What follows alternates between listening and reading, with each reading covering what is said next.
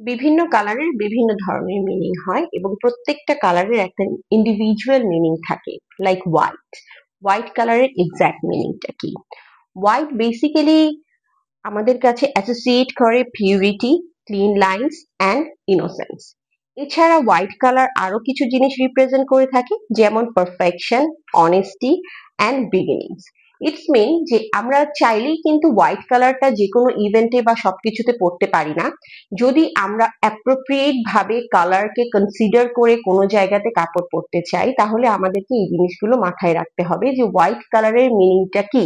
বা আমরা যারা ডিজাইনিং স্টুডেন্টস আছি বা আমরা ডিজাইনার আছি, তখন যারা আমরা কোনো ইভেন্ট অথবা কোনো ইন্টারভিউ অথবা কোনো যে কোনো জায়গাতে যাওয়ার আগে যদি আমরা কালারকে কনসিডার করতে যাই, তাহলে আমাদের হোয়াইট কালারের মিনিংটা যদি প্রপারলি জানা থাকে, তাহলে আমরা বুঝতে পারবো যে আমাদের এই জায়গাতে হোয়াইট কালারটা অ্যাপ্রোপ্রিয়েট হবে কি হবে না, আমরা হোয়াইট কালারটা পরবো নাকি অ্যাভয়েড করবো।